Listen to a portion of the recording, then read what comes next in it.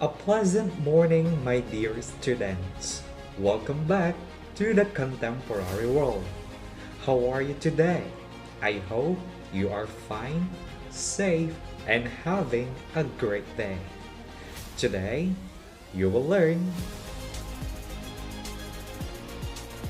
a world of regions, global divides, the North and the South.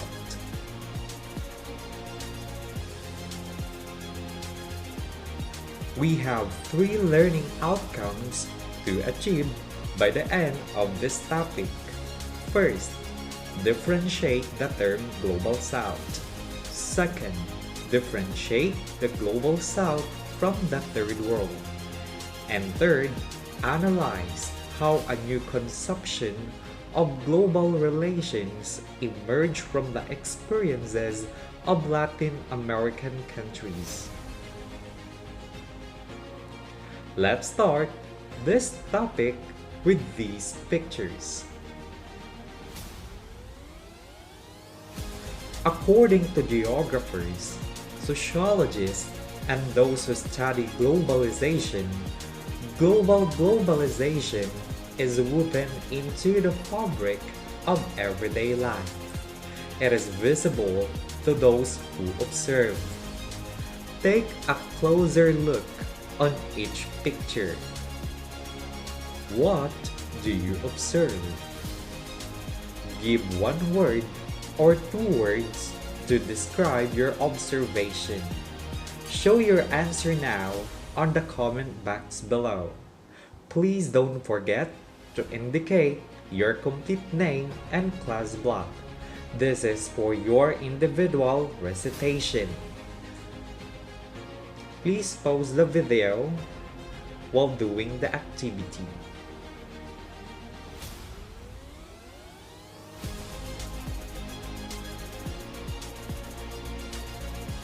Moving forward to our topic, perhaps these are some of your observation. Wealth, clean city, celebration, urban, serene nature, poverty, dirty slums, protest, rural, busy metropolis. Let us look at the Starbucks and the slums as an example of development and underdevelopment paradox of globalization. We do not need to think hard to see examples of globalization. For instance, there are Starbucks branches in both Manila and New York City. These branches and all the other branches around the world look, feel, and offer menus that are more or less the same. This sameness represents cultural homogenization that many critics have associated with globalization. Yet, despite the modern aesthetic of these cafes, the worlds outside them can be very different. Not very far from the cafes in Manila, there are shanties where houses are built from discarded materials. Many of the residents of these shanties have extremely poor sanitation, employed in the informal economic sector, cannot afford education, and are under threat of being evicted. As the picture suggests, there are also poor communities in New York City. Globalization creates divisions or undersides. The coexistence of Starbucks and slums highlight the incompleteness or unevenness of globalization. For argument's sake, if one equates globalization to global modernity and commercial development, Poverty and inequality cannot be associated with globalization. However, poverty also has a global scope. Some argue that poverty is being globalized by international financial institutions such as International Monetary Fund, the World Bank, World Trade Organization. How is poverty globalized? Some argue that the double standards of international financial institutions in providing solutions to economic problems deepens inequality in the world's poorest countries. During economic crisis, the World Bank and the International Monetary Fund prescribe cutting of government spending to developing countries, which often bring catastrophic results. However, different approaches apply to rich countries. Therefore, poverty and inequality is also being globalized. Let us now talk about global divides. First, second, and third world. The terms first, second, third world originated during the Cold War, when the world was divided into three classifications based on politics and economics. The First World, or the capitalist bloc, is a group of capitalist and industrialized Western countries. The Second World, also known as the Communist Bloc, is a group of communist countries and its allies. The Third World is the rest of the world's countries that are neither capitalist nor communist and formerly colonized countries. How did the three worlds arise? While Cold War was ongoing between the First World and Second World countries, Asian and African nations became independent after World War II. They organized a conference and formed the Non-Aligned Movement. This movement rejects colonialism from both of the First and Second Worlds. Latin America joined Asia and Africa. Together, they were called the Third World. In 1989, the Cold War ended, and in 1991, the Soviet Union collapsed. The Second World got dissolved.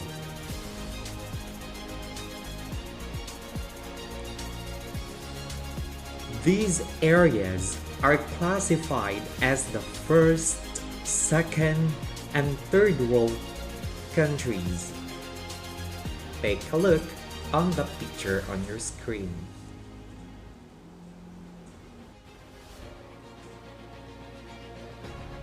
The United States, Canada, South Korea, Japan, Australia, and Western European nations were classified as the First World countries.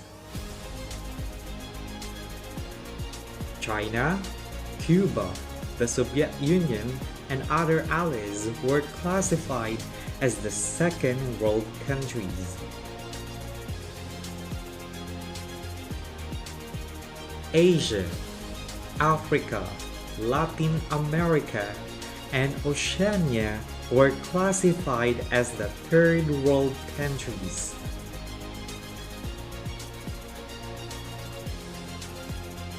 The Bandung Conference was held in 1995 in Bandung, Indonesia, attended by 29 countries from Asia and Africa. Political and economic cooperation between Asia and Africa established to combat colonialism and communism by either the US or the USSR, Birth of the non-aligned movement established Third World solidarity.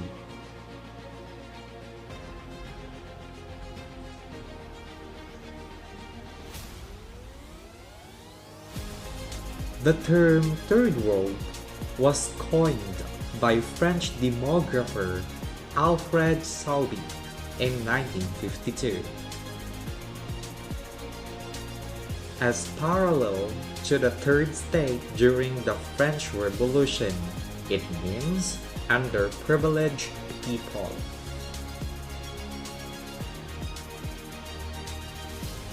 Defining the Third World, it is a group of non-alliance countries to the First and Second World, which refused capitalism and communism during the Cold War. Because the Third World countries are mostly poor countries, Third World became synonymous to impoverished countries. Third World has now become outdated because countries have evolved in economic status, and it is now inaccurate to cluster them as one group. The emergence of the Global North and the Global South. At the end of the Cold War, new and simpler classification was created as Second World countries joined the First and the Third World. Activists, critics, scholars use the terms North and South to represent global differences. Global North, previously First World countries. Global South, previously Third World countries.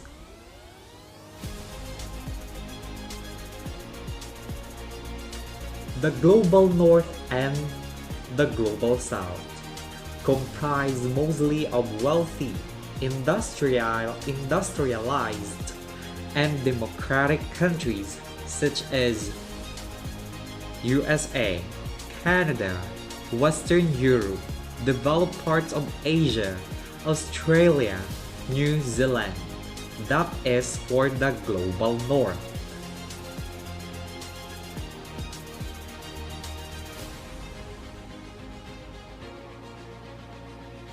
While for the Global South, it is comprised generally of developing countries, regions of Asia, Africa, Middle East, and Latin America.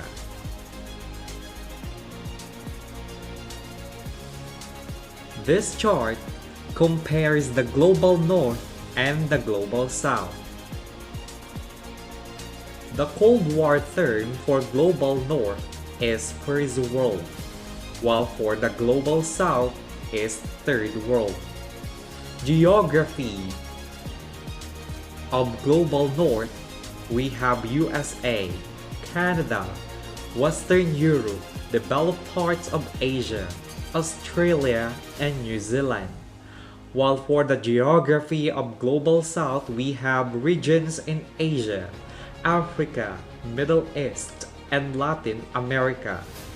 Politics and economics of Global North, we have developed countries, wealthy, industrialized, and democratic capitalists. While for the Global South, we have the developing countries, non-industrialized, some are non-democratic.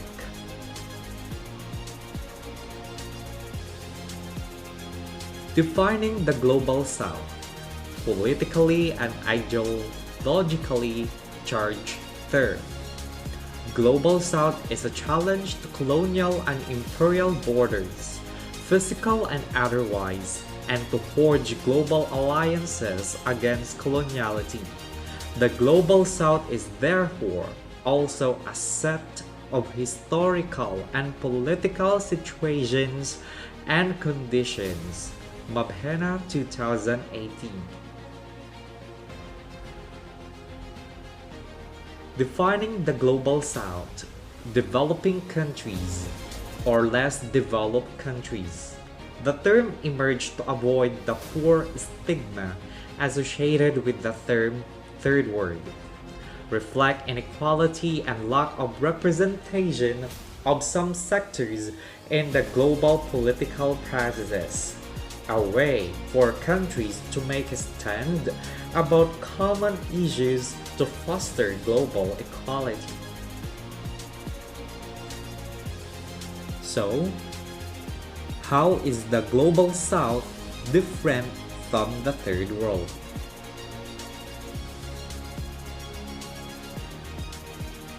Third World, used during the Cold War, primarily non-alliance countries or countries that were neither First nor Second World, aims to encounter the superior power of the developed First World countries, linked with poor countries due to impoverished status of most countries. Hierarchical term. Global South replaced the Third World after the Cold War. Formerly Third World countries and impoverished nations carries more weight in resisting dominating forces, has little to do with continents and countries' borders, reflects underdevelopment and imbalances of economic and political power between countries. Empowering term.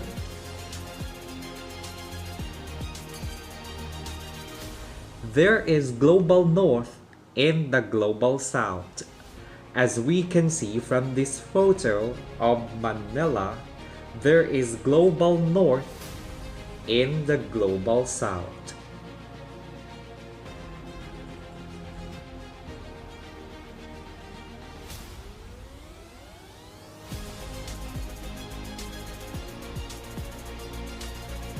There is a global south in the global north.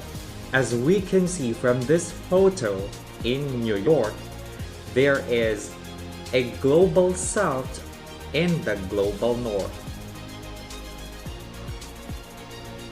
Global south can also be a metaphor, implying that the ills of the south like poverty, environmental issues, human trafficking are also getting globalized.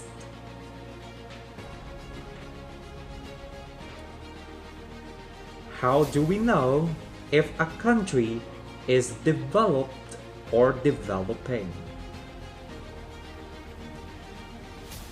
There is no clear-cut guidelines, although today countries are classified based on their levels of economic productivity by measuring their gross domestic product or the total output of a country and their gross national income per capita.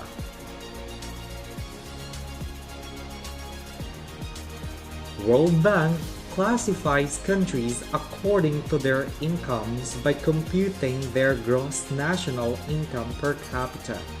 For high-income economies, we have $12,056 or more. Upper middle-income economies, we have $3,896 to $12,055. For lower middle income economies, we have $996 to $3,895. And for the low income economies, we have $995 or less. As of fiscal year 2019, there are 81 countries in high income economies, 56 countries in upper middle income economies, 47 countries in low middle income economies, and 34 countries in low income economies. Note that the countries of Botswana and Rwanda are both in the third world, but they have very different economic status. This implies that the three-word classifications used during the Cold War period is already imprecise and outdated.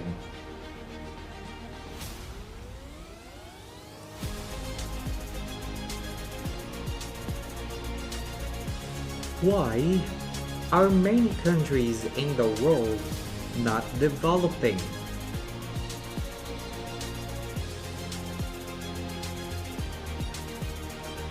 It's because we have the so-called dependency theory and the Latin American experience.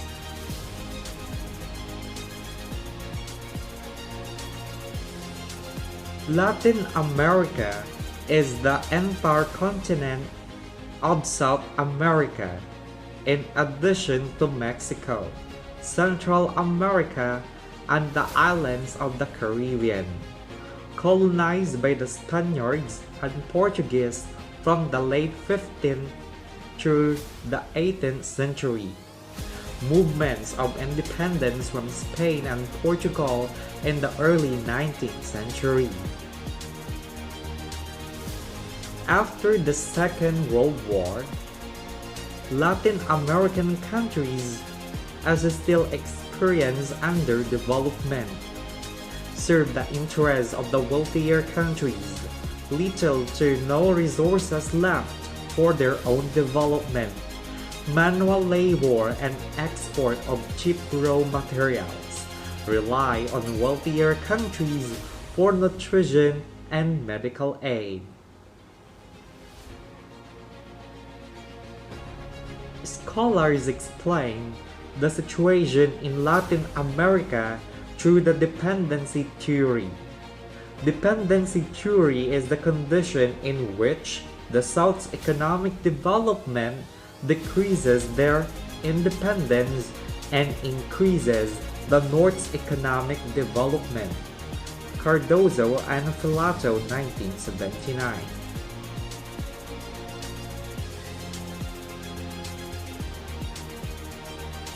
Dependency theory.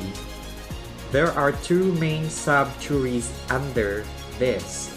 We have North American neo-Marxist approach. It is a dependency to capitalist system is the cause of lack of development. Second, Latin American structuralist approach. Excessive reliance on exports of primary commodities result to underdevelopment. The overall concept of the dependency theory is that the rich countries in the core exploit the poor countries in the periphery.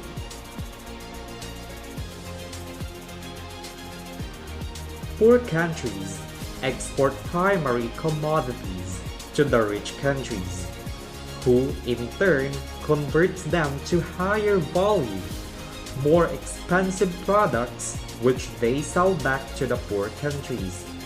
Therefore, the poor countries would never earn enough from what they export and would never get out of poverty.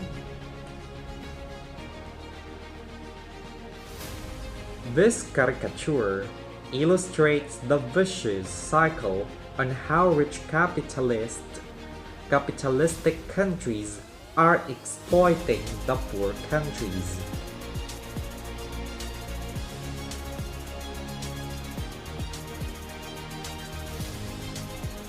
How then can dependency be stopped? Bello contends that development in the global south must begin by drawing most of the country's financial resources for development from within, rather than becoming dependent on foreign financial markets. The terms first, second, third world originated during the Cold War, when the world was divided into three classifications: based on politics and economics. At the end of the Cold War, new and simpler classification was created as Second World countries joined the First and Third World. Activists, critics, scholars use the terms North and South to represent global differences. Global North was composed of previously First World countries, while the Global South was composed of previously Third World countries.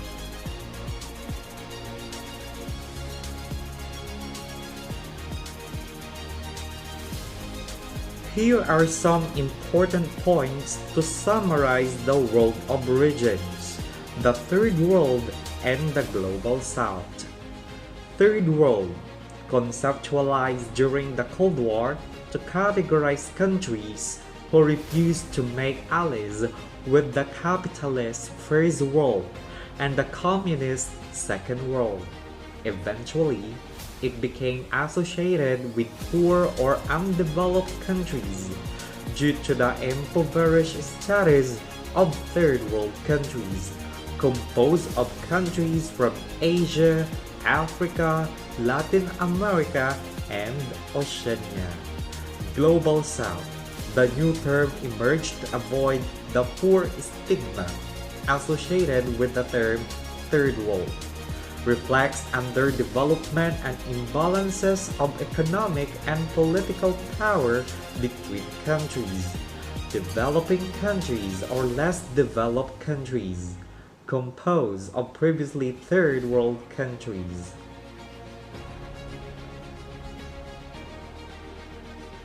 Always remember, the struggles of the Global South continues to be globalized.